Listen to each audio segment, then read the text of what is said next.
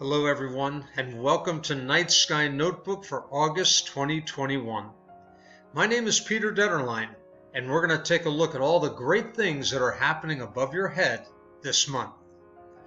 Let's begin with the moon phases. New moon is going to occur on August 8th, the first quarter on the 15th, full moon on the 22nd, and third quarter on August 30th. This is a good lineup for us because the Perseid meteor shower is not going to be affected by the moon, and that's going to be a good thing. We start off on August 2nd with the closest approach to Earth of the planet Saturn. We call it opposition. Saturn is opposite the Sun, so as the Sun sets, Saturn rises. And as Saturn sets, the Sun rises. They're opposite each other, the Earth is in the middle. This means that Saturn's visible all night long. It means it's highest in the sky around midnight. It means that it's closest to the Earth for the entire year and the best time to see it through a telescope. Now it's still going to be low, and it's not the best opposition. It's a little further than some of the others, but it is still a great time to see the ringed planet. And nothing is better. So if you get a chance to look through a telescope this month, that is the object you really want to see.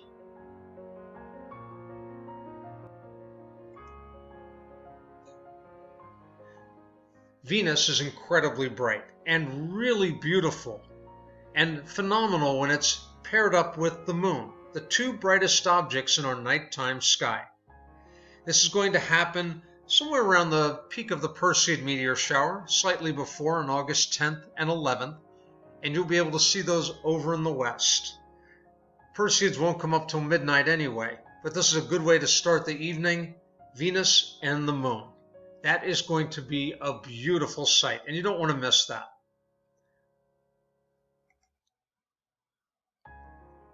On August 11th, we have the dog days of summer.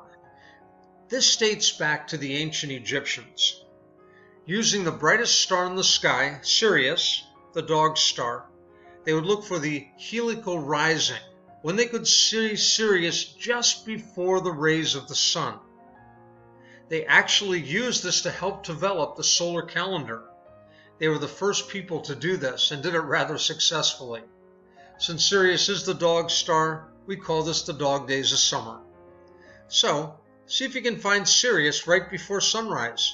Always a great thing to try, August 11th.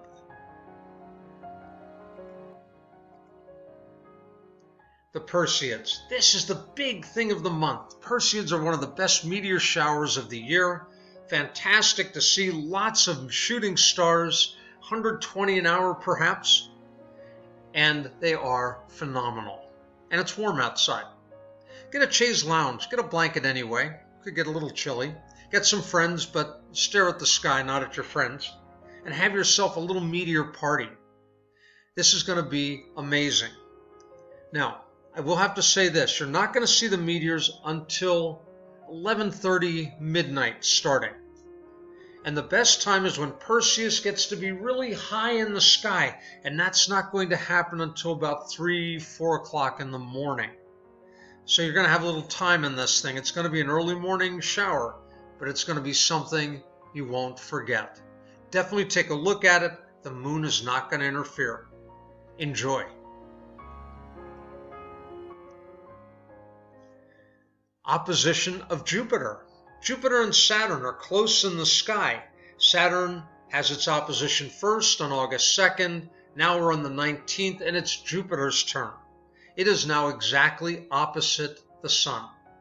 It is a perfect time for the gas giant worlds.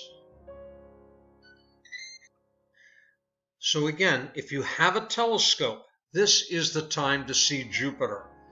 Beautiful to see the red spot, the bands and belts going across the moon, shadows from the moons. There's always something gorgeous happening with Jupiter. So you don't want to give up this Jupiter season. It is getting a little higher in the sky, not quite as low as it's been last year, and it'll just get better as the years continue. Enjoy Jupiter and Saturn this summer.